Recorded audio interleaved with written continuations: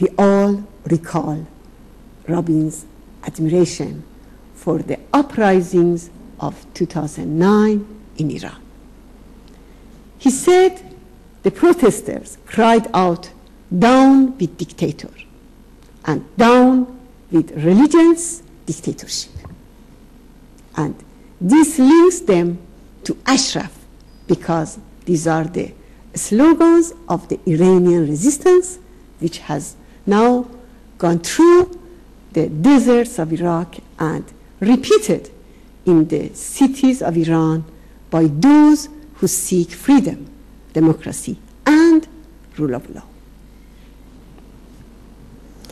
Ashraf was always in Rabin's thoughts and emotions. He was always worried about Ashraf, and it was the source of hope for him.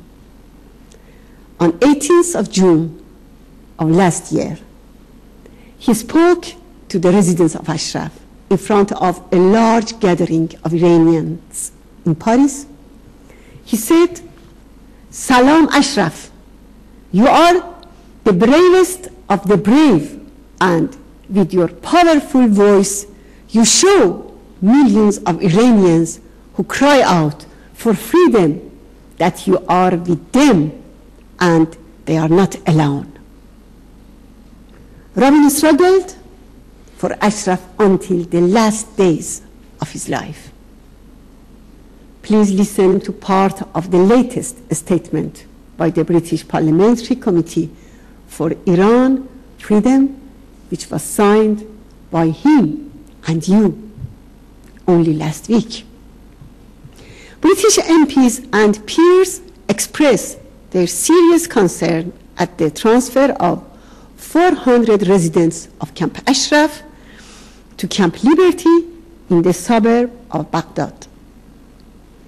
We demand that the UN Secretary General, the US and EU immediately ensure Iraqi military and police leave Camp Liberty, remove any restrictions against residents, including the restriction on taking their movable belongings and vehicles with them to Camp Liberty, and the restriction preventing them from having free access to medical services. Any further relocation of residents will depend on these demands being met. Robin Corbett has in these words expressed the demands of all those who have stood up against religious fascism. Yes, all of them and us call on the United Nations, the United States, and the European Union to guarantee the minimum assurances requested by Ashraf residents at the new camp. Remove Iraqi armed forces from the camp. Remove the spying cameras and devices. Let the residents have free access to medical services, to their lawyers and their families.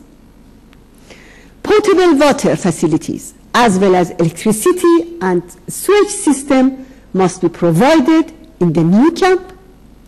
The residents must be protected from forcible relocations to other locations inside Iraq and must enjoy freedom of movement. We have frequently warned that this camp does not meet minimum security and health assurances. Now, all these warnings are proven, and it is regrettable that the promises to the residents were not kept. It is regrettable that the peaceful solution has reached to such a situation. And now, Rabin is no longer with us. But his life bears a powerful message for all of us to be steadfast 100 times over against dictators and their allies. I call on his colleagues and friends to follow his path. There is no doubt he's watching us today, and as usual, he's concerned about Ashraf and even more about liberty and its residents. He calls us to further our efforts to restore the humanitarian rights of the residents, particularly to guarantee their safety in liberty. Please allow me to conclude my remarks with his own words.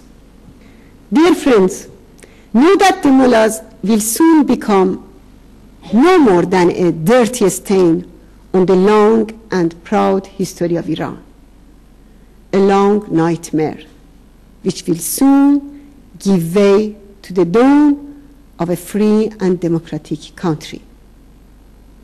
Iran will be free. I thank you all, and God bless you.